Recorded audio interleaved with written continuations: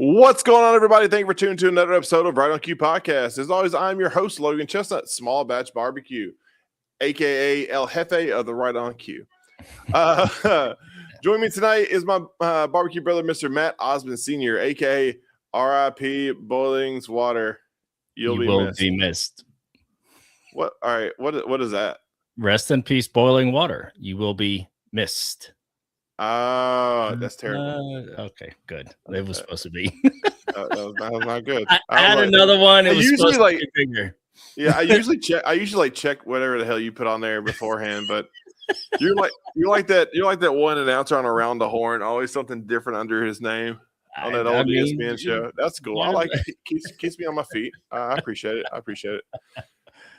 Oh, there's the champ right there. Cock-a-doodle-doo. What's up, buddy? Bingo. What's up? How you been, brother? Yeah, I'm good, man. I'm good. It's stressful time of the year. I'm ready for summer to get here when this house is done.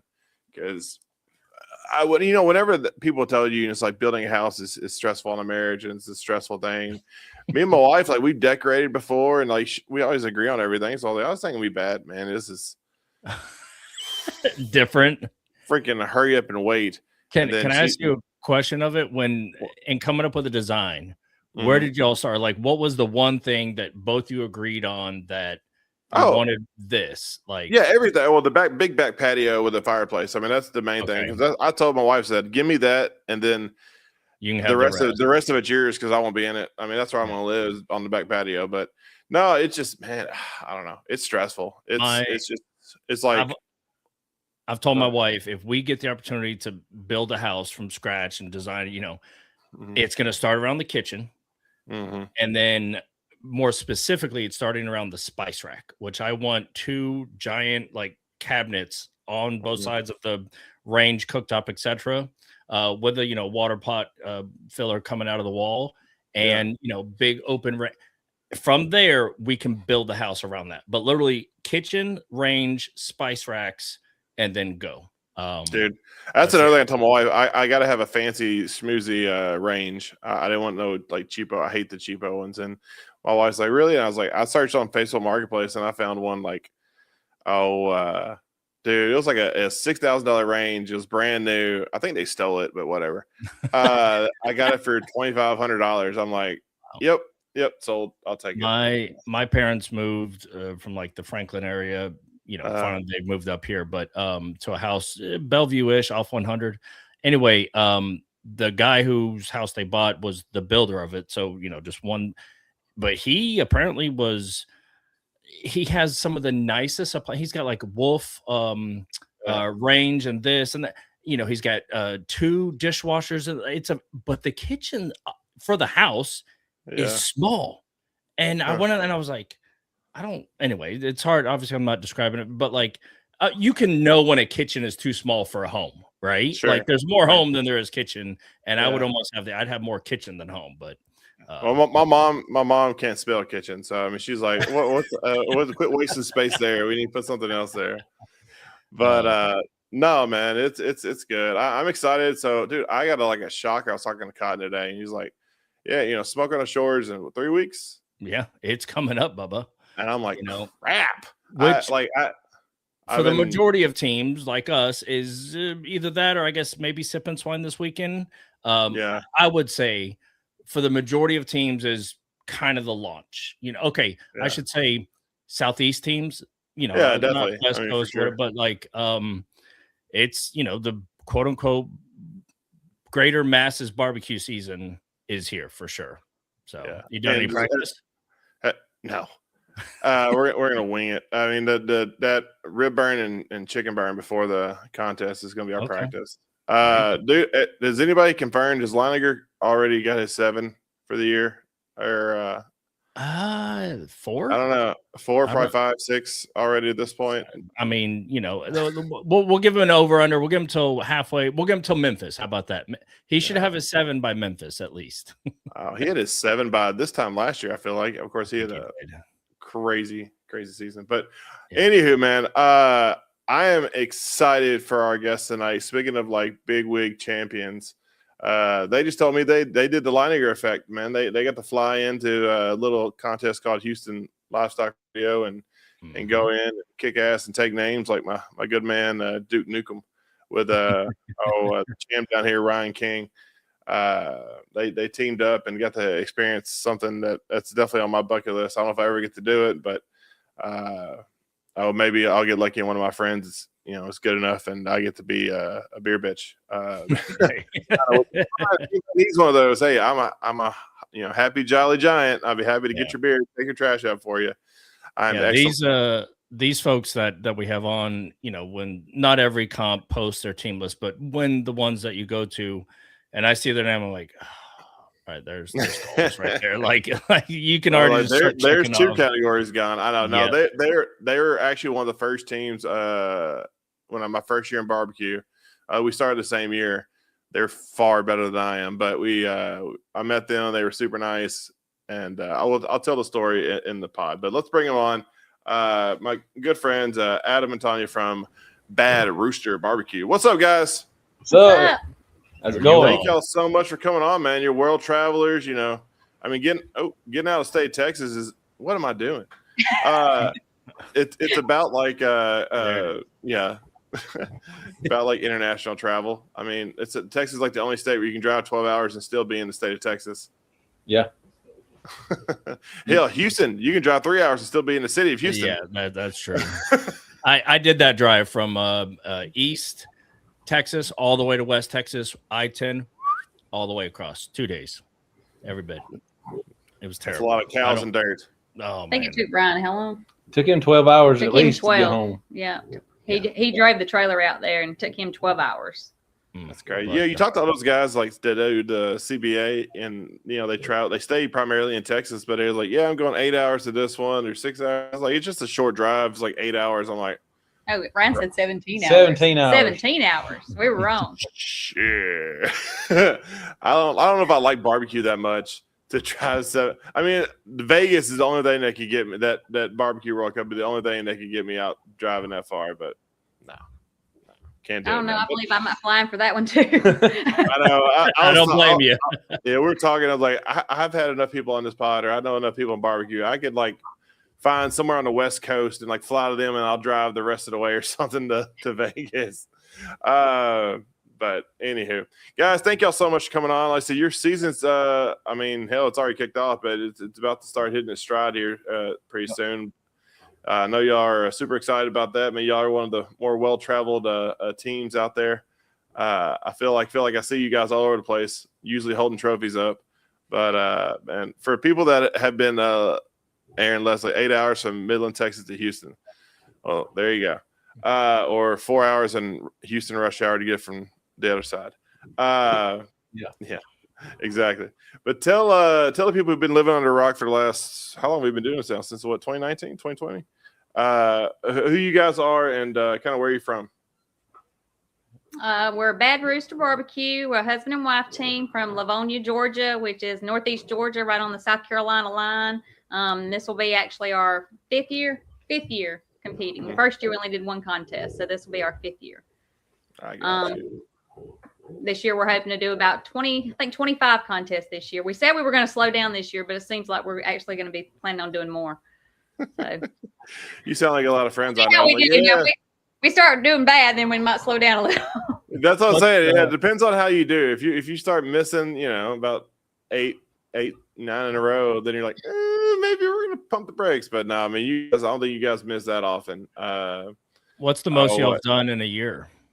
21 or 2 last year. 22 last year, but that was just the KCBS ones. We did some non-sanctioned stuff too. So because y'all cross over, right, from not just obviously KCBS, but you do some CBA, obviously GBA additionally, right? Yeah, we do the Middle South Georgia ones. There's some good payouts in a lot of those. We got one of those coming up, and we'll do those. And we've already done a GBA this year, and we're hoping to do another one of those in a few weeks. So is that we've done the MBN? We did 2 MBNs last year. Is that 22? Is that all sanctioning bodies or just KCBS? Like I think just KCBS for those. So what's the big number total? Any sanctioning body comp? 30 or less. 30 or less. We got chicken houses. You normally try to stay within 6 hours of home for contests, and that's getting harder to do. It used to not be hard to do, but like Georgia, we had 9 contests last year. This year we're down to 4. Yeah. That's crazy, really. Yeah, it's getting harder to find closer contests, and we've got 9 chicken houses, so we try to stay within 6 hours of home in case something were to go wrong when we're gone. We can get back. Okay. I got you. It'll always be hard for us right now to travel very far away for too many at a time. Yeah. We try to pick like two a year that are far away. It's usually like maybe the Royal, or, last year instead of doing the Royal, we decided to go to New York. So we went to New York and cooked. So I got you. So what is it kind of got you guys into competition barbecue? Like I said, me and you started the same year, as I mentioned before. What kind of got you guys hooked in it? Well, we always watch barbecue pit match. We always want to try it. So we was going to have a first responder contest in our town, and we found one outside town here in Athens, which is about 45 minutes away, 2 weekends before that, and we went and cooked it, and it was like 6 or 8 people cooking it, and we won it. And then we come back and cook the next weekend and won that one. I said, well, we're going to try this bigger. So we went to, it was one they had in Georgia, Cummins, Georgia in July. It was the hottest I've ever been. And we got a rib call and a pork call because that was the only backyard I ever done. We did chicken ribs and pork. We got a rib call and a pork call. I got you.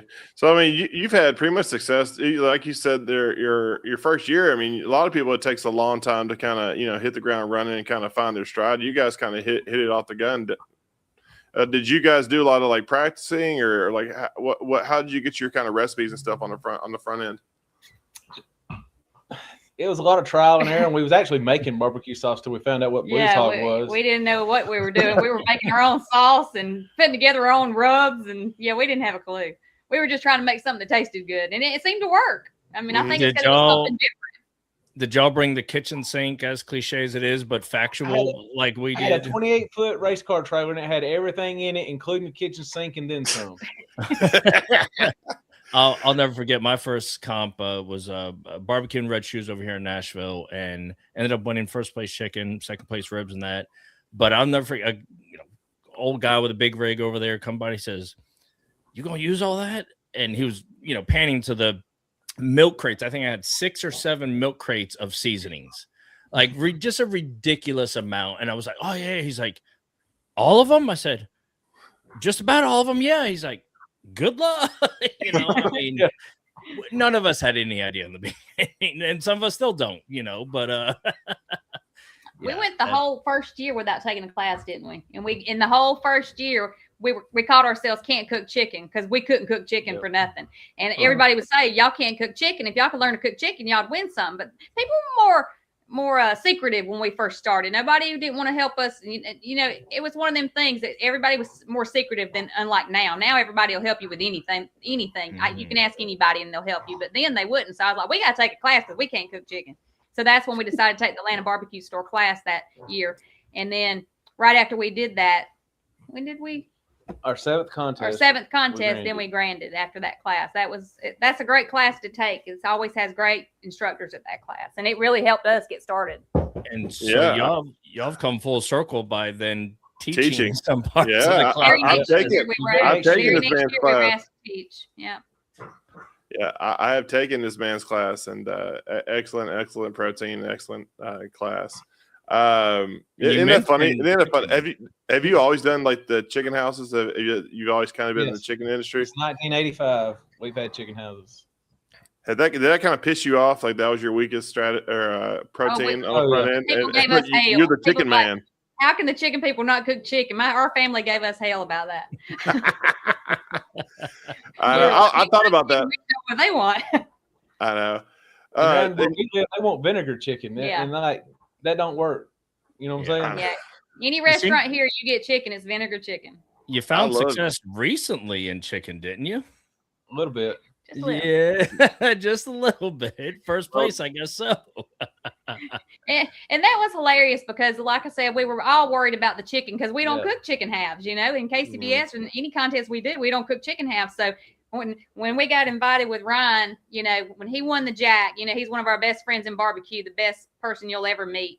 and he got the invitation to go, which not many people get. And he asked us, and said, y'all can come with me if you want. And I'm like, well, you don't not go when you get asked, because that's an item for everybody. And I'm like, so we were very blessed that, our best friend and the winner of the Jack, I mean, he's a force, let us go with him. Yeah, he is definitely one of the best in the biz last year. Definitely last year, and just in general, he's a stud. So I mean, getting a call to Houston, like people, and I personally, I mean, I have an idea, but I feel like it's one of those things like you don't understand the size of it and kind of it was like 250 teams. Yeah, it was 236, I think, in it being, but 236 teams. So, and they only call top 10, and they only call top 3 to the stage, which is wild to me. Because I was like, oh my God, that many teams. I was like, for us to just get a banner in anything, I don't care what it is, we've done something. And sure, just hear my name. Yeah. Yeah. And so I wasn't expecting it. And, of course, we thought we had good chicken, but we were like, we didn't know, and we actually practiced chicken there twice, because, we don't cook chicken halves. So, both days we were there, Thursday and Friday, we actually did a practice cook, and was trying to get some of the Texas teams, Chicken Fried and different people to come over there. And Fred came over, and we're like, all right, taste our chicken, tell us what we're doing. No, absolutely. So like, in the CBA or Texas, they do chicken halves, which I love cooking chicken halves at home personally. But can't you? Did you have to do chicken thighs at the Houston rodeo, or can you do legs too? No, you can only do chicken halves. Chicken halves. You have to do it at the rodeo. You have to do halves, and it has to be the 2 they tag with a metal tag, and they cut that tag out before it goes in the box. Okay. So how big were these? How big were the halves? Were they good size? Are they pretty? I mean, were they like was one bit? You bring your own. We got our own, and the chicken weighed 4.62, I think. Yeah. Okay. You can get whatever size you want, chicken halves, but that's what we were told. Get about that size, anywhere between 4 and 5 pounds. So that's what we did. So I'm guessing that Cornish hen was not really an option y'all explored. No. No. It had to be at least 1 chicken half. You could have put more. You could have put 2 in the box, but the minimum was 1 chicken half in that box. And they changed the sizes this year at the rodeo. The boxes, they were 13.5 by 9.75. They were huge boxes. Wow. We could have fit 2. But I was gonna say, did y'all know that, or other teams? Was that public information to teams? Yes, it was. They told you ahead of time. I got you. So cooking for Texas, like I said, we're KCBS cooks. I mean, all of us are primarily, and we've talked about this before in private, but I mean the CBA tenderness, or like the Texas tender, they call it the Texas tender, right? That's the thing going on down there. Was that hard for you guys to make that adjustment, going from what we know as tender and KCBS to what they know as tender? That's 2 polar opposites. Yeah, but you have to be on chicken. You have to be wary of overcooking your chicken because it dries out. You know what I'm saying? So you may not take it, but your ribs, you definitely want to take them more than you do KCBS and the brisket. Yeah. So when specific to the chicken, because it's 1 wing, 1 breast, 1 thigh, 1 leg, is the strategy, or from whatever y'all were told or tips, was a strategy to focus in on the breast, because standard thighs and legs you can take on further, or was it more? I want to say you probe it between the leg and the thigh at a certain temperature, and you pull it. Okay.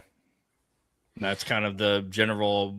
Because you don't want to. If you don't want to probe that breast and let the moisture out of it, in my opinion. Yeah, that's a good point. Okay. So did you brine and inject, or did you double inject, or what do they do down there? We brine and inject. I don't know exactly what all they do, but I got you. We kind of did our normal brine and inject that we would normally do on KCBS chicken. We just incorporated it into the chicken half. We used our same recipes, what Ryan uses, and we actually both use the same recipe. So we used our same recipe that both of us been using in KCBS, and it worked. Did y'all cook over a drum? Yep. Yes. Okay. Yeah. Is down in Texas, is drums like, I mean, I'm sure you did the loop and kind of checked out other people's setups. Like what's the primary like rig people are cooking on down there? Drums, offsets, and some pit maker, offsets and grills, verticals. It was a lot. I mean, there's a lot of different 200 something teams there cooking. It was a lot. Yeah. There's a little bit of everything. Absolutely. I saw, like, so we had I guess on a few weeks ago, the Quattro D smokers. You know, they do the can smokers down there in Texas, big down there in Texas. They got that rotisserie they got built into the can is something. I think that would do really well for the half chickens. You know, with the even heat. Like, what's something that you found that was because you guys do thighs, correct? When you cook, yeah. What is something that you found difficult or different when going from cooking thighs to cooking legs? Like, is it timeline or is it the injection or like what's? Well, speaking to the person that can't cook a leg, because every time he does, they look like lollipops. So, Well, little pullback. we practiced twice over the winter thinking about switching to legs, only because I'm tired of trimming the thighs. But yeah, both times we've kept our drums too hot. So yeah, we got to learn to keep that drum lower if we're going to do legs and butter bath them and cover them, because we blow them out every time. I get so mad when I see my friends that cook legs, and I'm over here like calling me, like we always call each other when we trim, and they're over there talking about, yeah, I just got 16 done. I'm like, I just opened my pack of thighs. I mean, they're already done. I'm over here like, damn it, here we go. Let me cut it again. But I'm the same way. Like I cook legs, and they are hideous. Like I don't know how these people like Paul and Lynn. Like I see their boxes, and Kerry Chastain, I see his box. Like, I mean, some of the prettiest leg boxes I've ever seen. Like, JP and Colleen. Yeah, exactly.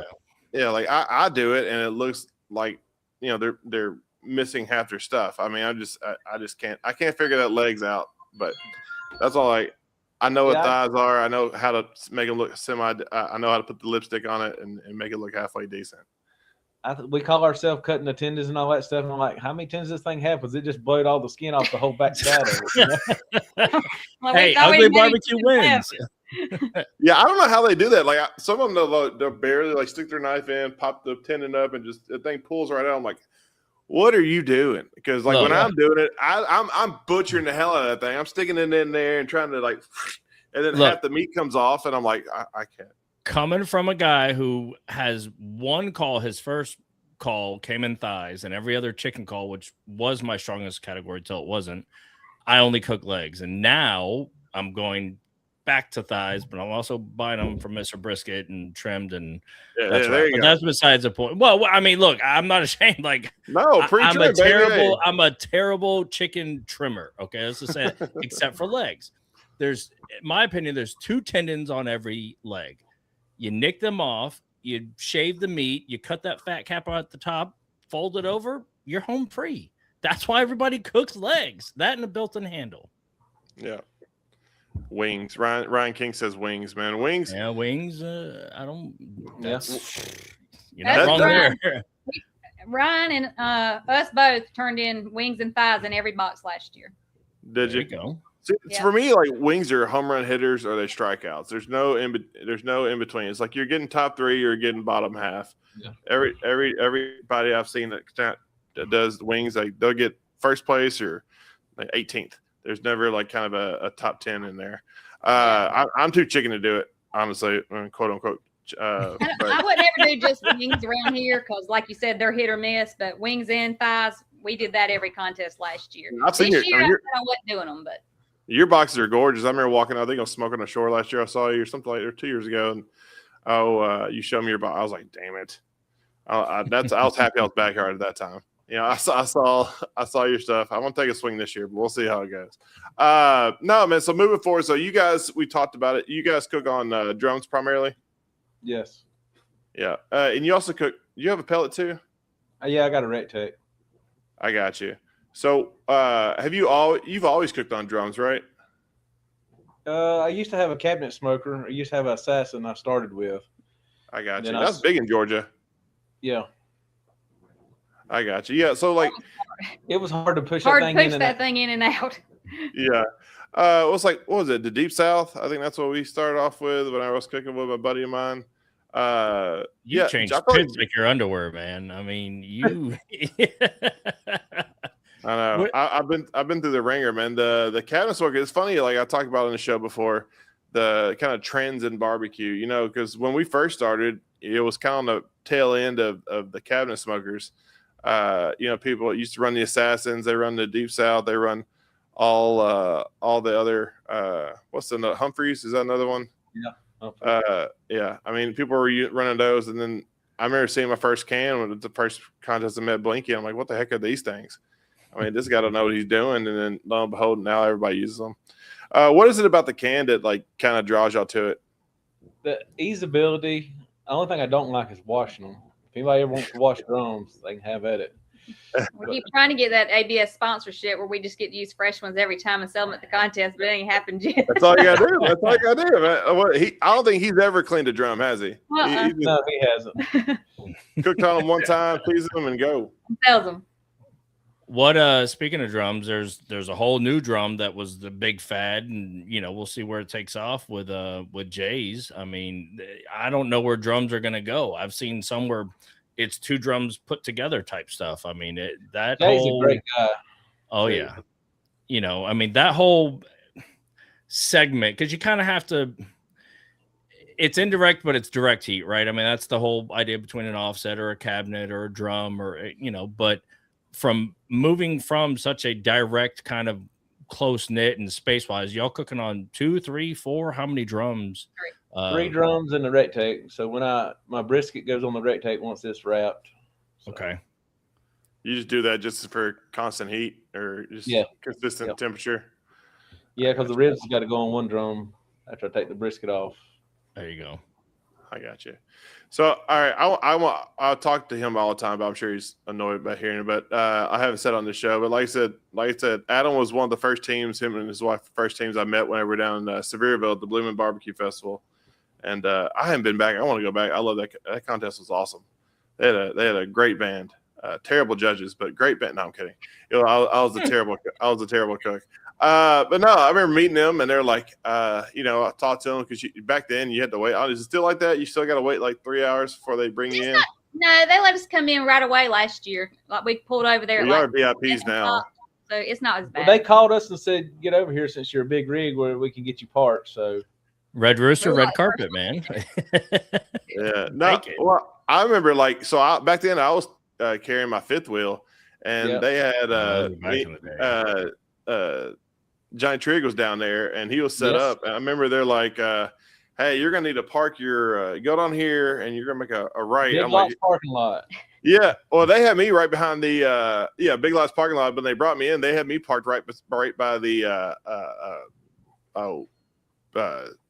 Justice Center or whatever, City Hall. And they're like, "You can make a right there." I'm like, "Man, Trigg's grill is right there, and I'm not touching that thing with and I wasn't that good of a damn driver with my trailer at that point, so it was all new to me. I'm like, am I gonna make this?" I'm like, I have no idea, because I was one of the last ones to get in. And but yeah, that was a heck of a contest. But I remember talking to them. I'm like, all right, sweet, there's some other new people. Maybe I won't get dead last. And lo and behold, they got, I think, 2 calls and got like 6 or overall. I'm like, man, they lied to me. They were just being nice. I'm like, you sandbagger.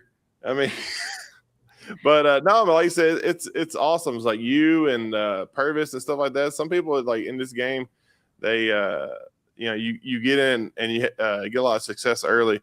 What is it you kind of contribute to that, or like think why you guys have had the success you had in such a short time in the game overall?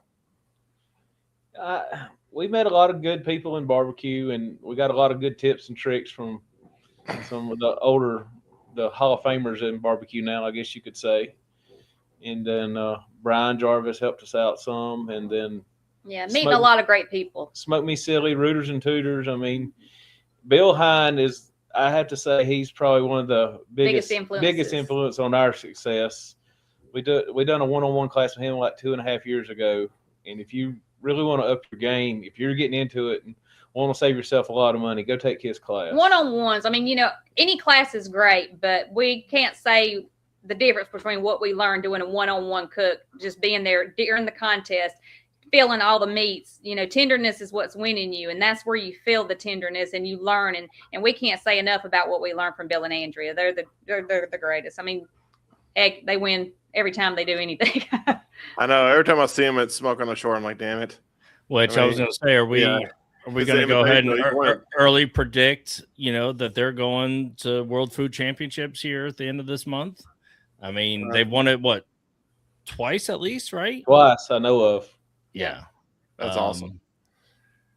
Man, like I said, some people they're hitters, and like I said, you guys definitely, I think you guys listened, listened and learned from them. Like you said early on, me, I was kind of bullheaded, thinking I knew what the hell I was doing, and kind of going at it. But when I started taking classes, that definitely kind of helped me out a little bit. At least get to hear my name called every once in a while. What kind of led you guys to go pro versus cutting your teeth in the backyard, kind of like I did? We were going to Calhoun, Georgia, and they called like 3 or 4 days ahead of time and said, we don't have enough pros to make it a qualifier. And we didn't even know what a qualifier meant. Sure. And they said, would you like to cook pro? And I was like, yeah, but I don't even have a brisket. Well, I ended up calling one of my friends. He said, I'll get you a brisket. And he's actually not with us. He died, Josh Roberts. And we graduated high school together. And he got us a brisket or told me where to get one, whatever. Never cooked one before the contest. Never. Ever. We were like, we don't know how to cook a brisket. I stopped by Buc-ee's and got rubs to go on the brisket. That's all you do, yeah. You should just bought a brisket there. Yeah, we got 11th plate of brisket. First brisket we ever cooked. I swear. Yeah, I got a horseshoe up your butt. You sure you're on a horse farm or a chicken farm? Yeah, we actually got 3 calls at that contest. We got 4th ribs and 8th pork. 8th pork. And then we were like, okay, well, we did pretty good. Why are we going to cook backyard? And then we never cooked backyard again. So, man, it's like you guys cooking. It's like being LeBron James in high school basketball. It just don't look right. I mean, you guys, like I said, you just hit the ground running and take off. But like I said, man, I'm so happy you did. Y'all are some of the nicest people I've met on the barbecue trail. You've always been very welcoming and nice to me, so I do appreciate that. I get a little salty and jealous sometimes, but that's me. That's me. Just barbecue envy. Just barbecue envy. I still cheer you on. But no, it's fun. So where has because you guys travel all over, what made you guys decide hey, we're gonna take this seriously and really get out there and start doing some comps? Well, my opinion is it's something me and my wife like to do. We like to travel together. And then we learned we have good friends now in the barbecue. It's barbecue family, so we like to go see all them. So it's sort of like a big reunion when we get there. Mm-hmm. That's why we like going on Thursday. We can hang out with them. And we really don't talk on Saturday mornings from about 7 to 1:30. After that, it's still family again. And we all sit there at awards and sit and cheer each other on and shake and clap and everything. So it's just like a big family reunion to me. I want to get some meet and greet signs put up, and then Saturday morning while y'all are in their trailer, I'm gonna put that right in front of your trailer. Just knock on the door, happy to get free samples. Arrows. He would be the one that would invite him in. He would not care. The more the merrier. I'd be like, get out. Well, because he's like, come on in. It's fine. That look, whether it's the Friday kind of, injection and brining type time or the Saturday type time where if you hear that knock, on the trailer door, you're like, you just gotta get the big old eyes like, what? Yeah, what? No. No, I always try to wave at them. I'm always making my laps. Hell, I don't know how I get any of my cooking done. I always walk around. With y'all's travels, we've talked about it on here. It's been the big thing, but with the barbecue cup, are y'all, other than things that you already, there's the big sigh. Are y'all going to effort a onesie, twosie of the qualifiers to stretch out towards because I know Smoking the Shores coming up is a qualifier coming soon. Praise the Lord. Praise the Lord. But is there any one or two, or how has that affected y'all's, current 2026 strategy? Some, none, or all the way? None. I mean, we would love to, but like I said, we can't travel that far to all those contests. And only one that I wanted to do that we still on the fence about was DC. Okay. We've never done that contest, but we've heard that it's a pain to get your rigs in there. And it's a Sunday cook, and so that's the only one that I was really pushing that normally we don't do that I, would have made me do. The rest, no. And the end of the year when there's one Q for the Cure. It's going to be probably one of the last ones of the year. Might pushed me to do that one. Because y'all have done Myron's Hog Drop, haven't you? Yeah. For the past 4 years. 4 years. 4 years. Yeah. It's going to be KCBS this year. Is it really? Yep, it's sanctioned this year. How is so call me an early fanboy, like we mentioned, Pitmasters, whatever. I've always wanted to do the hog drop. A couple years ago, Sonny Lynn had and I missed it. You know, she'd sent me anyway. Doesn't matter. Talk to me about the hog drop real quick, especially now that it's going to KCBS and whatnot. Like, because it's just a smaller nucleus, isn't it? Like, it's not a big old, 75 team. No, it was 27 or 30 something this year. Every year it's gotten a little bigger. The first year we did it, we had 11? 11 teams, and that was only 4 years ago. And then it got up to be like 20, and then I think it was 35 this year. Dan 35. Patrick can probably tell me. He's on here. Yeah, I think it was Okay. 35 maybe this year. And I think this year for the KCBS they're looking for 50. Oh, wow. So, That's a big contest. But Yeah. you're going to have to bring your own power Yeah, and water. that's the only Yeah, kicker of the hog everything. drop. You have to have your own power, your own water. you're out there in the orchards, right? Like, it's set No, up. you're downtown Unadilla. You're sitting at the old bank, and they have ATM that you have to leave a path for people to go to their ATM. all around it. And there's no power. You can fill it with water when you get there, but it's pretty tight quarters. Yeah, very Okay. tight. Hey man, bring you back to like a backyard contest, man. Back in my playground. So And I don't know what's going to happen this year, but they're talking about making it a duel, and I don't know how that's going to work. But like MBN what is the sanction it's going to be? or GBA? Yeah. Barbecue. No, Oh, I thought it was CBA maybe. Mm-mm. So anyway, they're talking, and they're not saying for sure, but they're wanting to do a KCBS at normal turn-in times 12, 12:30, 1, and 1:30. Then you're going to have to turn in again at 5, 6, and 7 that evening. 3 other meets. So I don't know how that's going to play out because most teams are not going to want to do that. Have y'all ever done, like, say, y'all done doubles and stuff like that? Obviously, I'm sure you like doubles because you get more bang for your buck. Have you ever done a same day double? no. Those are nightmares. To me, the same day double was when we did the NBN. When there's just 2 of us, that's like, Yeah, Galax, Virginia I'm like- last year. I was ready to kill him. We actually did all of it too. We did the whole hog, the shoulder. We did all of it, and then we did KCBS at the same time. That's just a lot with a small team. All right, I'm gonna out myself. What is MSG? It's the Mid-South Barbecue. It's Ira Kelly's got it. MSG, Middle South Georgia Barbecue Network. Okay. All right, that's fine. That tracks. I was like, I thought that was that secret Chinese buffet ingredient. Yeah, I was like, what are we and talking that about? finishing dust. I never put that stuff in my barbecue. Never. Not one bit. Yeah, speaking of Mr. Hog Drop, right there he is, Daniel Patrick. Him and his friend Danny won it with Bull and Boar last year. We were second to him. The Dan Patrick.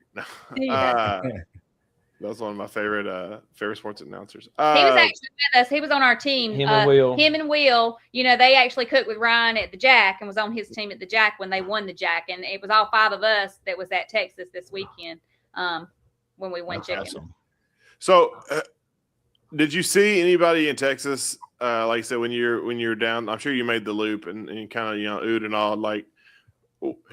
Because to even get a boot down there, it's like people spend what $100 grand, $150 grand on some of these like big events. 300, yeah.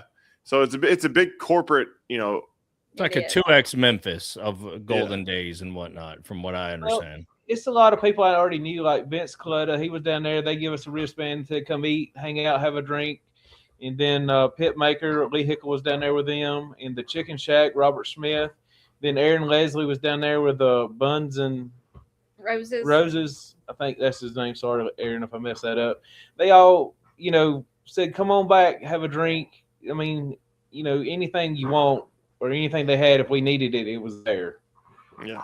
Fred and Bill, all of them just, overly helpful. You know what I'm saying? Yeah, Robles, he won a brisket, didn't he? He got second. Second. That man makes a hell of a brisket. So what's your opinion, man? You went down to Texas and I'm sure you had some brisket while you're down there. Is Texas brisket better than Georgia brisket? Nah, I mean, they are all good. mean, they're all good. It's just, Uh-huh. I don't know. I didn't actually have any of Fred's or any of those. I'd like to try that, but Yeah, we didn't get none of that. I got you. What is your opinion, if you don't, bringing it back to Texas, so we've done a lot of Texas here lately. What is your opinion on, because Fred and them, they got a hell of an organization going down. It's kind of taking over the state of Texas, the CBA. What is it you think about the CBA that draws huge? Because, I guess, half of it is barbecue is life down there in Texas. But what is it you think about the CBA? I feel like their contests are growing and growing. And like you mentioned earlier, KCBS, like a lot of our contests, unfortunately, are kind of dying off or going away to the dinosaurs. What do you think their secret sauce is down there that, we can kind of adapt or shig, as we say? I don't think it costs them as much to put on their contest as it does for KCBS. I don't think they have to have as much invested, to put on their contest. I think some of their contests, you don't get power and stuff. Is that right? You have to have your own power where, you do a KCBS nowadays, people are like, we don't get power, we're not coming. And that's the way they act, So that's why we're losing a lot of our contests, because it's costing them so much to put these contests on. They're not going to make any money and they're not wanting to do it anymore. So if they make it more, like CBA, where it's not costing so much to put on these contests, they can keep putting on more contests. Well, give you a contest, give it $250 entry fee, and you got to bring your own power and your own water, or you could just supply water. You could fill it when you get here, and just do it that way. Mm-hmm. No. Is there an ordinance on loud generators, or is that? Yes, they don't bring them. Loud generators. Yeah, around me, loud generators get sugar. My second year at Murfreesboro, bless their heart, they put me like literally in the front row, feet from turn-ins. Oh, that's like beauty. And that Jenny that I had, just roared and roared, and there was literal applause. A, when I ran out of gas, and then B, afterwards when I shut it off. I had to have power. It's what I could afford at the time. I've been at like Bonnaroo or something like that, or may not been at a contest where some people had one of those crazy loud generators. I bought one of those battery siphons. You can do it, put it in your gas tank and pump it in your thing. I've literally gone over there in the middle of the night and just siphoned their gas out of the generator. And like, all of a sudden, I get down and I go back to my trailer. All of a sudden, about 30 minutes later, you hear, burp, burp, burp, burp.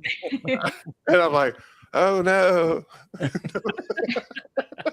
I make sure they don't have any cooking or anything. They're not cooking or nothing. But I'm like, come on, I gotta get some sleep. That's like, what is one thing that you guys go to? Because you've been to a lot of contests. What is one thing that's like a pet peeve of yours that it'll kind of irritate you? Like this happens, it rubs you the wrong way. Lord, I don't know. He's so laid back. There probably isn't anything. Outside of Black Betty at 7 a.m. ripping and roaring. Outside of that, like what is it that really? I don't know. Probably somebody cranking up the music real loud about midnight. Okay. That's probably about it.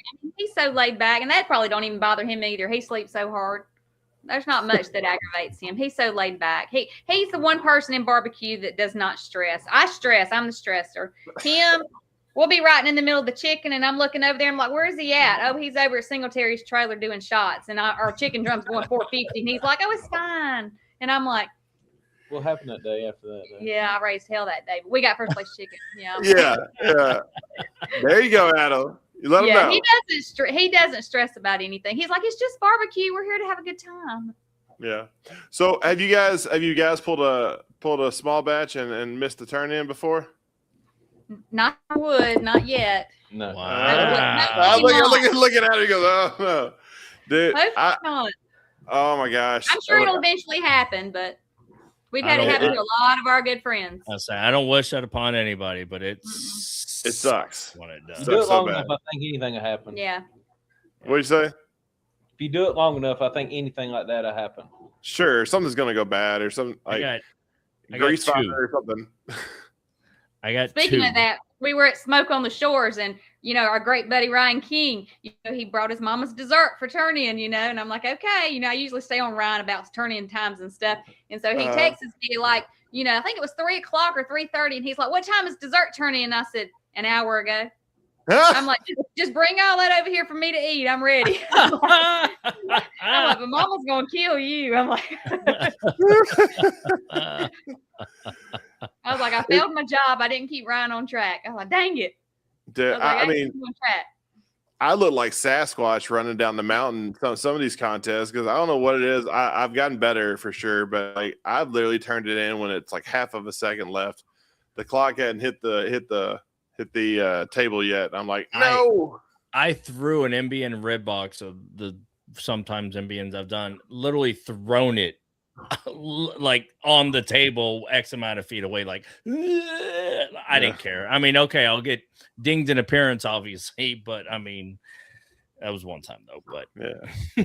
So let's bring it back to protein. I kind of want a chocolate delight. I want to talk to you guys about your protein. So when you're doing legs, I got to get a little information out of you because you're too good not to. Do you have a certain weight or something you're looking for when you're looking for your thighs and stuff? You mind divulging that? When I buy my packs, I only, of course, do Springer Mountain, which is who we grow for too, because I get free chicken. And it's the best. If anybody's cooked it, it's the best. But when I go to get my packs, I do the 4 packs, and I always want the 2.25 to 2.5 pound packs if I can get them. This week, and there's 4 in a pack. But this week, when I picked them up, all mine were like 2.1 to 2.2, so they were smaller when I trimmed them. I actually trimmed them today for Sip and Swine. I got you. So you guys will know this. So I mean, y'all are the chicken pros. So is it? I had a theory, and I want you to verify or say I'm stupid. You can say I'm stupid either way, but it's fine. On chickens, are there certain times of the year where you get fatter or heavier chickens than other times, or it seems like certain, like in the fall, like early fall, especially with Springer Mountains, I have to go through a case to find decent size chicken. Here's the thing, a lot of people probably don't know this. Right now, they are actually sexing the birds. So some people's growing males, some people's growing females, and that's how they're determining the size. That's why they're more uniform. There's no like one huge one in a pack where you used to get like 1 or 2 big ones in there and you got little ones in there. Now they're all pretty close to the same. So that's the reason they do that, because they make more money out of the back of the plant that way. Which barbecue teams don't like that, because they used to like getting the packs that had the 1 big thigh and the 3 little ones, and now you're not going to see as much of that. See much of that. Oh, they changed that here recently? Mm-hmm. It changed in the last 2 years. Yeah. Well, and y'all know better. When you get your 4-pack, normally you'll have like a 9 ounce, and then you'll have like 3 7s or something like that. Now you're liable to have a 7, 7, 7, and 7. So you're not going to see those big thighs like you used to see in those packs, unless you end up getting like all big ones, which then you don't want. So I think that's one of the times I missed turn-ins was I had a 7 7 and a 7 and 7 the night before. They like, it's going on the contract they have too. Like, do they want a bigger bird right now, or do they want a littler bird?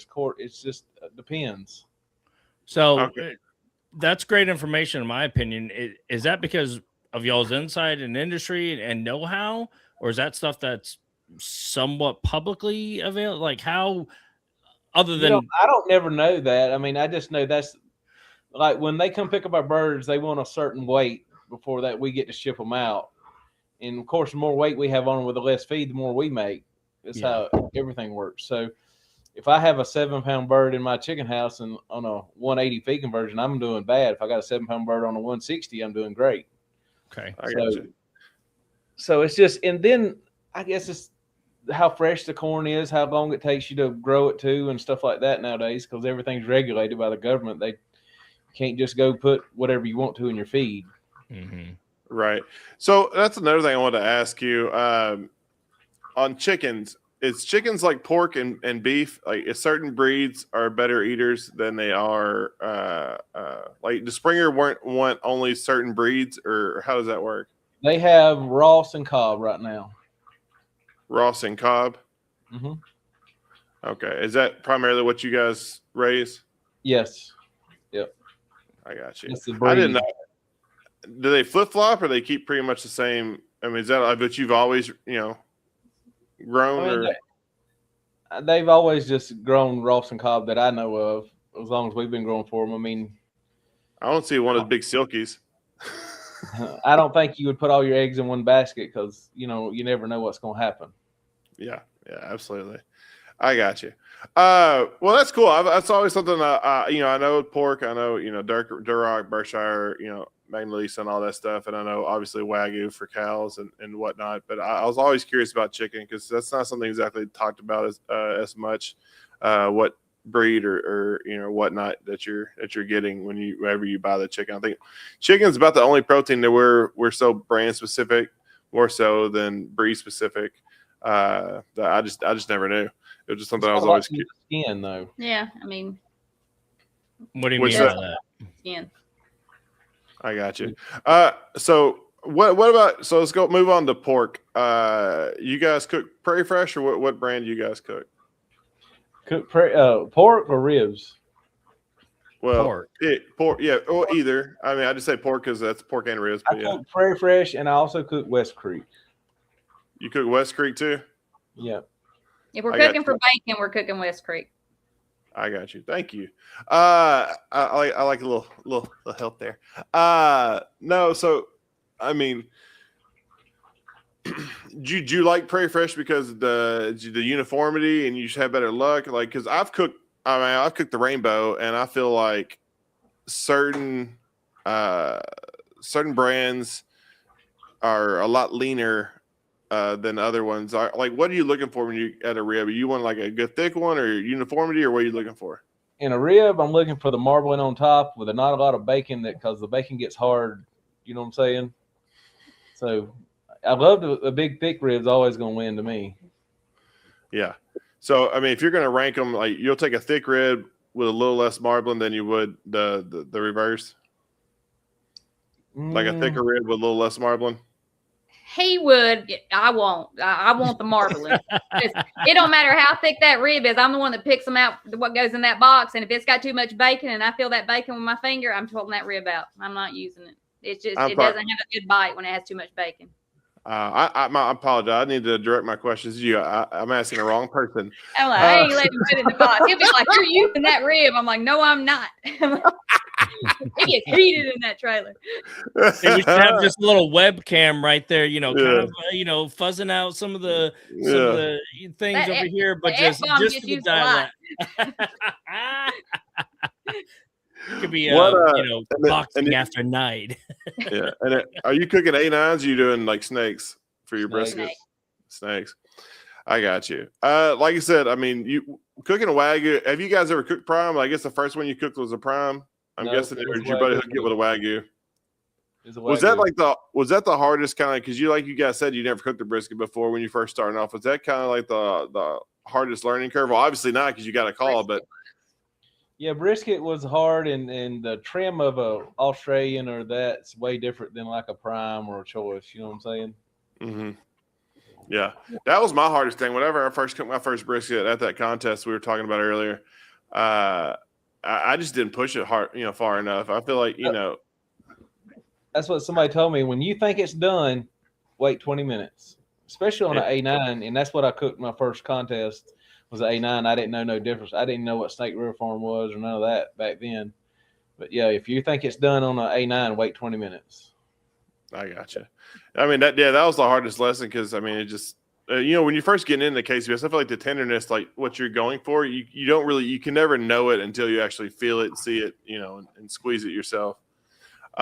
Is that guard dog trying to get on the camera? It is. She's up here grunting. She's right there. Hey, she got on camera. Look how cute that thing is. My wife was so mad when she didn't get to see that. When we were at I think it was a Jack, or I forgot where we were. She was mad. She sounds like a little pig. Oh, I got the big version of that, and they are twice as big and twice as dumb. Like my bulldog likes to get, he's a party animal. He waits till it's about midnight, then he starts partying. This thing does too. Midnight. Yeah, she'll come throw a bone on top of your head. Yeah, they sleep all day long, and then midnight they start, time to wake up. But I got to be right in the middle of everything. Exactly. So what is? Let's talk about going back. Like, what is one thing that you wish you would have told yourself, like when I first met you that first year? What is one thing that you wish you could have changed at the beginning that you know now? Um, that's a loaded Nothing, question. right? No, probably nothing. Probably not. We were having a good time. Every contest we ever went to, we were having a good time. And I told him, I'm like, I know we're going to win. Everybody's going to win. If you say you're not, you're crazy. But I'm also still going to have a good time. I'm going to see the people I want, all my friends. That's why I like to go on Thursdays. He's like, sometimes we're just going to start going Fridays. I was like, if we do that, I ain't going. I'm like, I want to go see everybody. I got to do Margarita Fridays at lunchtime. Right. I'm like, this is That's what right. I do. That's right. You got the Margarita Mexican on Thursdays. You got to knock it out. Yeah. And kind of like when we go to Sevierville, I want to go and we're going up with smoking sweet meats and glamping grillers, and we're going up and staying at the campground before we cook, and so we make it a good time. I need to do that. I love them. So on the other side of that, what's one thing that could be done more to either draw us teams, and there's pockets of friends and families and folks, but what's one thing that could collectively draw others into it, or bring us just even that much more cinched together? I don't know. A lot of the contests started trying to do potlucks, on Thursday nights to bring everybody together. We've had that a lot at our contest to try to make, it just gives everybody fellowship and comes together. I don't know. We keep trying to say, what can we do to keep contests from going away? We got to figure out a way to get new teams in it, and make new teams feel welcome when they come in, and not, when we first started out, I'm not going to say we didn't feel like we were isolated a little bit, because we did. We felt like everybody had their own little niche, and that's where everybody, they stayed with their people. And, we try not to do that. He tries to get out there and talk to every single new team that comes into a contest. He tries to go talk to them, because he's like, I don't want anybody to feel the way we felt when we first started, because we did, when we first started. And, that's what brings new teams and keeps them coming back, is for you to make them feel welcome when they come to these new contests. And, not just staying isolated to your group of people. So, he does try, and, I can get on to him sometime. I'm like, you got to be here sometime. We got to cook.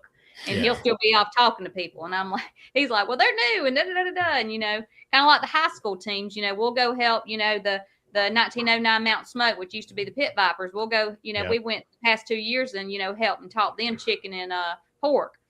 And, we try to help any way we can to try to keep people involved and coming back. Do you think that that's an opportunity within the high schools and the whole high school sanctioning effort? And they got a championship in Texas, I think, right? They do. And Melissa Cookson does something for one. She does World Junior Barbecue Championships. Yeah. Yeah. What she does one. Well, it's a couple. One at her Barbecue All Stars. They're in is it South Haven? It's just south of Memphis. Used to do one at the You Gotta Go. No. Okay. Good. One at what formerly was Smoke Slam, or on Paul's Smoke Slam. I need to call her, Kevin, or somebody, and see if what she's going to do with that. But anyway, but yes, correct, to the same aspect, because it is the next generation. Junior's done a handful of youth cooks and whatnot. But that's, a lot of our kids come to, the comps with us from time to time. And if a comp has a youth cook or doesn't, I think will obviously affect whether you bring kids or not, at least from, my perspective. My daughters wanted to, Daddy, I want to cook barbecue with you, and, stuff like that. So, it's a gateway, to on to the next.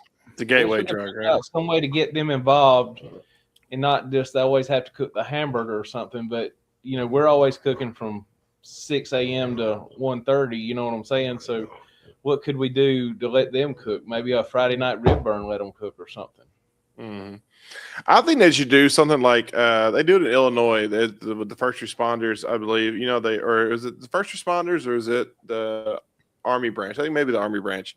They'll take like one pro mentor with one team. Paul Smitty. Who else? Yeah, they do that. But I think that'd be something cool to do with the kids. Like, when you start doing these high school teams, they're starting to pop up. There's one in Clarksville, Tennessee that our friend Andrew is helping out with. It'll be at Smoke on the Shore.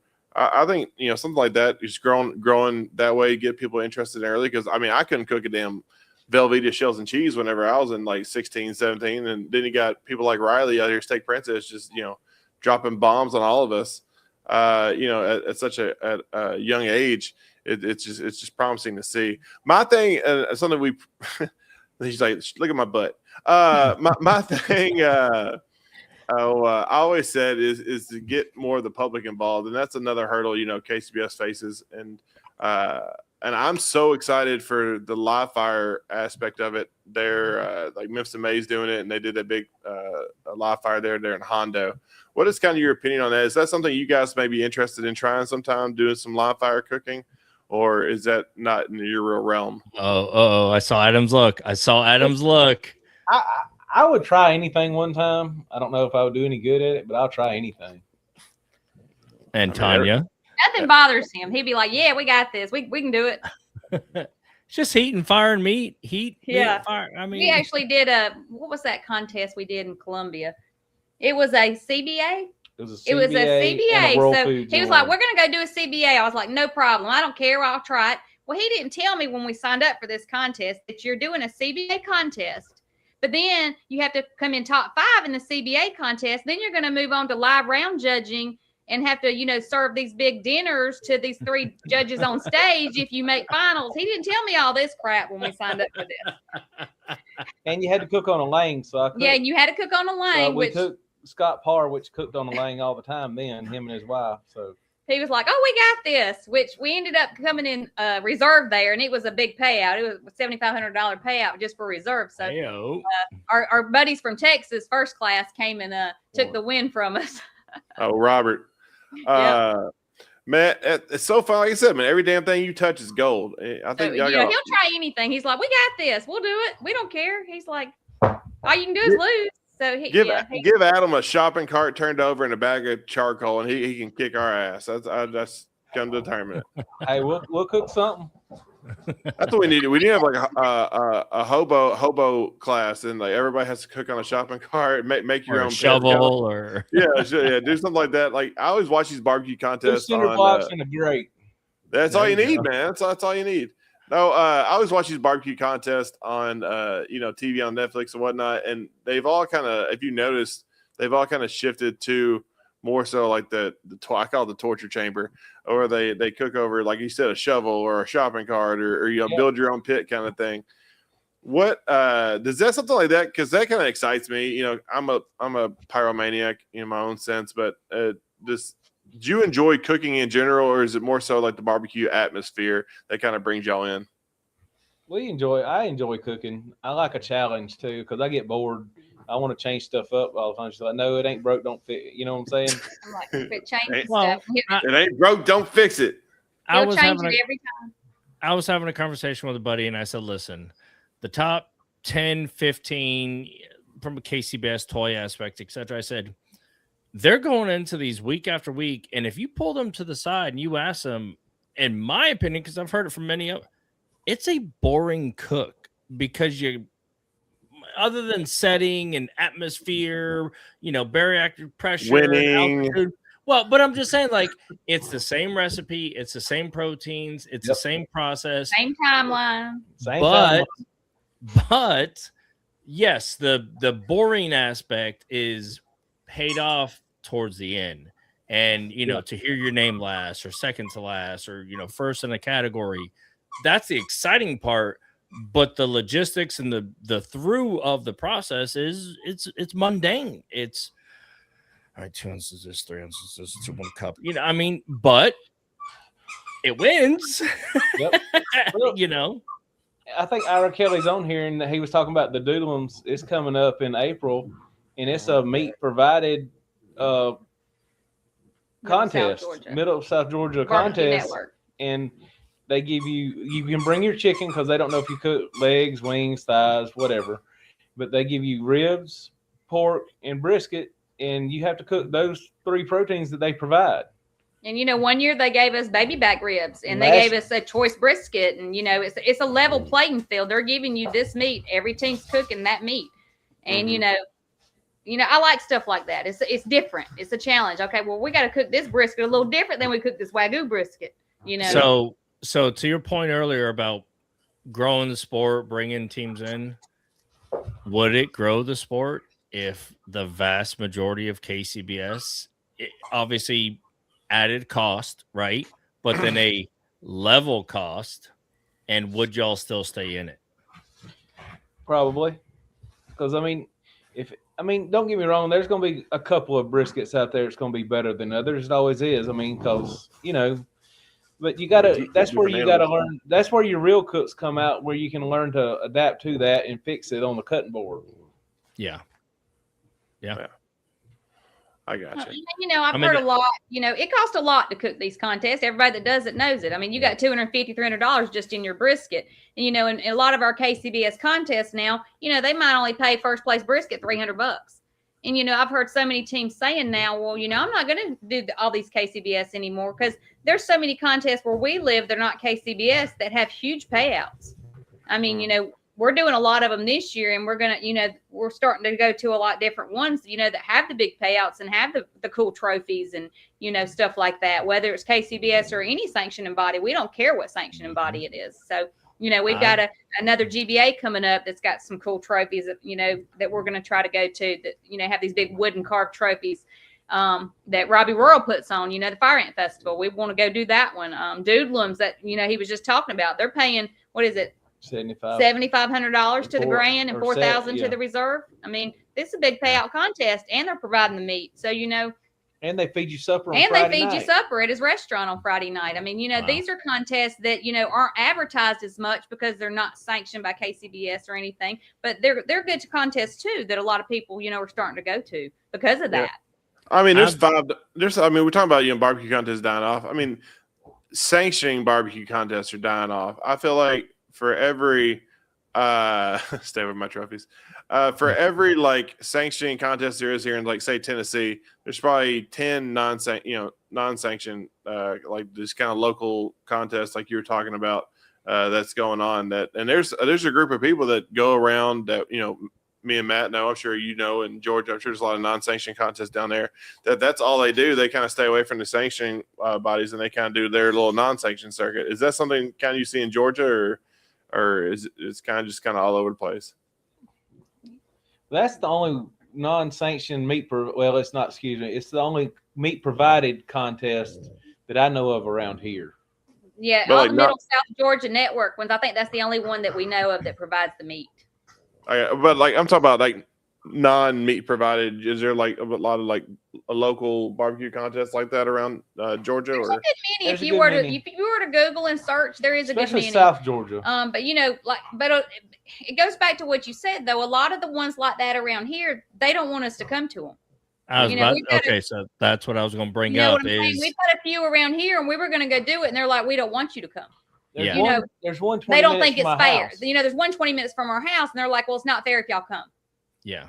So some of them, they don't want you to come. Which is half ridiculous because if you don't want us to come, then what? You're the big fish in the pond. You're the pro. Well, why is it okay for other pro teams to go cook it? Yeah, we're not. Also that, and at the same time, it's at the judges. Every person can come and is eligible. Guess what? If Shane and Mike and Larry and Harry, then let them go cook as well. But it's an open contest. It's an open contest. I've made. Go ahead.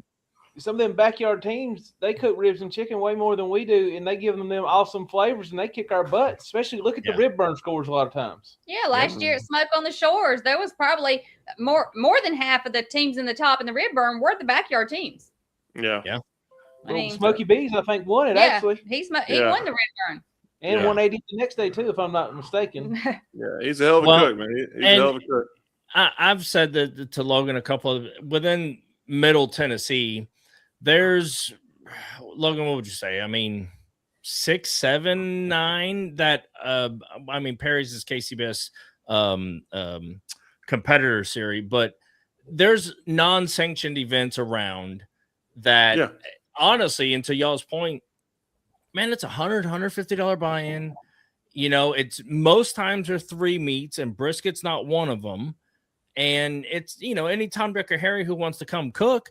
And a lot of times the GC's $1,000, $1,200, $1,500. $1,500. Yeah, it's a good payout. They only pay top Where 3, you're but like, they pay out good. Yeah, Yeah. like, you got to nail it, but I mean, okay, all right, let's go for it. I blew, what was it? And ours true there. They welcome anybody to come cook their contest. Yeah. And they have a lot of contests. I mean, around They're here. growing every year. Yeah, I mean, like I said, we only have 4 KCBS in Georgia, but now the Middle South Georgia Network has a lot. GBA, I mean, that's what I told him. I said, well, Lord, in Georgia, if we can't travel and we lose all our KCBS, we might cook it. They go like 6 or 8. GBA has a lot. We'll start maybe next year. We might chase GBA. Yeah. Y'all have the NBN by y'all too, or no? No, the closest NBN, I guess, would be the Pig Jig. It's Yeah. great. 4 hours. It's 4 hours, but yeah, that'd be the only one that's even close to us. There Gaylac ain't- had another one and they canceled it. How is there? There's only one NBN in Georgia, right? Yeah. Is it a Pig Jig? Yeah. Pig Jig. Yeah, we did it Is last that the year. one where they got stations that you can rent or like You own them. You own them. you own them? Yeah, that's cool. That's one I always want to check out. Have y'all cooked that one? The Pig Jig we cooked We it cooked this year. We cooked it this past year. We How cooked, was- hog, how we was cooked it? the whole thing. We cooked hog and everything. Is it still a pretty big turnout and stuff, or is it kind Yeah, of there died was down like the rest of 39 them? hogs there. Yeah. 108 rib cooks and 90 something shoulders. Yeah, it was a lot. That's a lot of teams. Yeah, 4 hours is close. That's what I'm saying. I said Texas tender. It's Texas close too. 4 hours is close in Texas. Yeah, that's what cow pasture's 10,000 acres. So I mean, it's just Texas is different down there. But all right, Adam, Tanya, this is kind of a show where I'd like to ask you a couple of rapid fire questions, nothing too serious, and kind of keep you on your toes. First answers only. He don't do good under pressure. Good. That's all I do it for. That's all I do it for. No, what's your opinion on world peace? No, I'm kidding. The war in the Middle East. Comments? No. All right. So in the state of Georgia, you're known for pork. What is in your opinion the best pork dish outside of ribs and pork butt? A dish? Or like what's one thing you can cook outside of ribs and pork butt that is a crowd pleaser? Cut the money muscle off and show them what real pork is. So like pulled pork, what are you talking about? Do what? Say it again. Like pulled pork, or are you doing pork steaks, or Just take the medallions. just take the medallions? I got you. Yeah. You ever do like pork belly or something like that? Is that popular down there? Or is people so scared of that too? We had an ancillary for pork belly. Yeah, we won pork belly sliders in Kennesaw. That's pretty. Yeah. There you go. All right, man. What is one thing you always bring to a contest and you can't say your thermometer? Hair pick. A hair pick? Is that for you? Yep. I thought so. Nope. I thought so. Fair enough. All right, man. What is like I said, you're a husband and wife team. Who like I said, when it comes to the final decisions for turn-ins, who takes charge at the end there? Who wears the pants when it comes to turn-ins? That's heated. That's a 50-50 right there. Usually we have a compromise. Each of y'all started smiling at the same time. Hold on, I was asking Adam. I was asking I am- Tanya this question. I'm asking I'm Tanya this not one. How you- lying. When we did the last GBA contest this year, it was a couple weeks ago, and it got heated during pork. And he said, because I always build the box, and he comes over there right when I got finished and said, "That is just ugly." I lost it. I lost it. I picked them money muscles up in my fingers and I squished them and I threw them across the trailer. I said, "You built it then." He's like, if they were that tender, they didn't need to be in the box anyway. Oh, wow. So yeah, we didn't. But that what's so funny is anytime we argue like that, that's when we get first place pork. That's fair. That's fair. Yep. What is it for people to know? Like you said, everybody knows barbecue has different regions, and different regions have different flavors and kind of flavor profiles that they like to kind of tag. If you could explain to the regular Joes what Georgia barbecue is, like what flavors Georgia's going for, what would you say? I can say the number one thing in Georgia: don't sauce your brisket. Okay. I mean, that Okay. you can ask anybody hardly around here, if you sauce your brisket heavy, a lot of times in Georgia, you're going to get killed. Wait, heavy or at all? Put a little bit on the top and set your sauce. That's about it. That's about it. Okay. Yep. Even Bill Purvis says, "Don't you sauce no brisket in Georgia?" Bill laughs, and I'm like, "Yep." And I don't know what that is. I mean, what's the difference? I mean, Georgia, South Carolina, North Carolina, we're not that far apart, but it just for some reason seems like if you put a lot of sauce on a brisket in Georgia, you get killed. I got you. What is so when you're making your schedule, it's hilarious. When you're making your schedule at the beginning of the year, when you're picking out the different contests, what is something you're looking for when you're doing it? Are you looking for like state championships? Are you looking for trophies? Are you looking for payouts? Like what goes into your thought process? Yeah, I mean, I try to look for the trophies and the payouts. But like I said, that's kind of dwindling now. Like Poosa Q, you would have never seen me not go to Poosa Q because of their trophies. But now Poosa Q's gone. So, we still try to look at that. But we also, like I said, for us, we try to stay within 5-6 hours. So that limits us too. I got you. All right. If you could take out one protein in KCBS and replace it with another, what would you take out? And what would you replace it with? Uh-oh. One of us has an answer. I'm trying to think of what I would replace it with, though. What's something you could replace it with? Well, because you can't replace brisket with a steak because that's still the same protein kind of. Yeah, that would be pretty cool, though. You could put in that would be a good one. Replace brisket with steak because steak would be way cheaper than a brisket. You still got your beef, but you're not having to pay $250, $300 for a brisket. Amen. And it's a lot quicker, man. You could really sleep in late then. You can do a steak cook in 5 minutes. 7 minutes is done. 7 minutes. This dog's going to play. She's a ham. Well, he heard steak, so. I know. Yeah, you say steak? No. All right. If you could have a meat Rushmore and put your top 4 people you think that is impressed you or kind of mentored you in barbecue, who would you put up on meat Rushmore? Triple H. Oh. Well, you'd have to do a Robert. Smoke Me Silly. Rooters and Tutors. And I'd say Brian Jarvis. Okay. That's fair. All right, man. Last question, something I always like to do for the regional people. Like you said, state of Georgia is highly renowned as, a great barbecue hub. But, as we know, with it comes great hype. There's also great letdowns. So what is one restaurant that you think's underrated, and what's one restaurant you think's overrated in the state of Georgia? Just barbecue? Barbecue. We'll stick with barbecue. I don't know. I don't eat a lot of barbecue restaurants. We don't have any near us. We don't have any near us, really, no more. Yeah, well, you've ate at them. You ate at barbecue restaurants throughout the state of Georgia. Is there one that you think is pretty tasty, and there's one that everybody else, speaks highly of that you're like, that's crap? Y'all been to the Ink Pig over in Gainesville? I've never ate there. There's one in South Carolina, though. Spotted Pig or something like that. It's pretty good. Mm-hmm. It's kind of underrated. Everybody, Yeah, and then but it's not Georgia. But we're right on the line. We're like 1 mile from South Carolina. So like Jimmy Nick's, I wasn't impressed with it. Yeah, Jimmy Nick's has the big chain. I got you. Yeah, I got you. All right, man. Last question, man. Last question. You guys got a walk-up song? I know you do. What is one walk-up song that symbolizes Bad Rooster Barbecue? There is actually one called Bad Rooster. Yep. I've been trying to get the big hat Eric on here, the little gringo, to play it at Smoke on the Shores, but he won't do it. Yeah, for some reason we can't get it to pull it for him to play it. But yeah, it's like it comes out right away singing the big bad rooster. Pretty cool. That's awesome.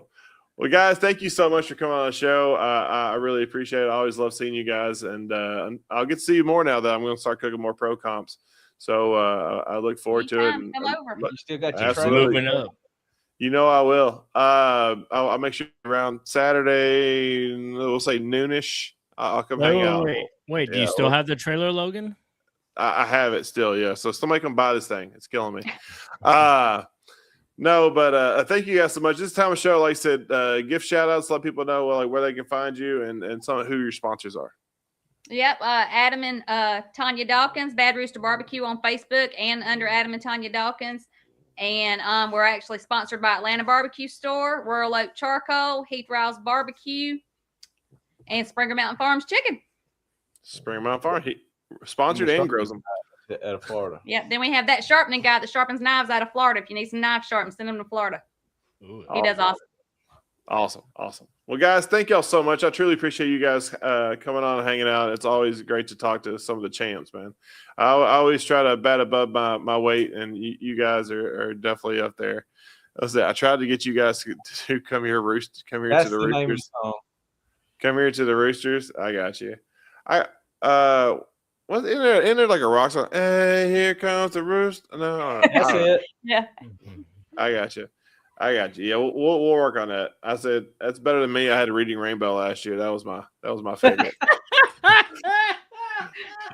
But all right, guys, y'all take care, and I'll talk to you later. All right. All right. Thank you. See you, buddy. Did you really? I did. Yeah, that was. I always try to go for like a silly song, like Spice Girls or like a Virgin or I was Reading Rainbow. I wanted to get the DMX version, but that would be a little inappropriate. Listen, I submitted to Jason. I submitted like, there's the one little tiny line. I submitted like 7 songs. It's like, and if this wasn't available, I bet you did. I can only imagine what you picked. But guys, thank you guys so much for tuning in. Like I said, we have bangers for you, and Adam and Tanya are definitely up there with somebody who's just nice as can be, and even better cooks. But so I was very happy to have them on here. And if you liked what you heard tonight, and if you're like hanging out with us, like I said, please give us a like, subscribe, follow, share. Any of the things we appreciate instant gratification like the next person. So we truly appreciate it, guys. And we got some great ones lined up for you. Blinky, you got anything else safe to do before we let them go? No, obviously, folks are going to be over at Sip and Swine and a couple other ones going on this weekend. So good luck to them. And then we all will be at Smoke on the Shores coming up this month. Well, 3 weeks. So as they say, man, the Hunger Games, may the odds be ever in your favorite. And when it comes to barbecue, make sure you're always right on cue. See you guys. That's all, folks.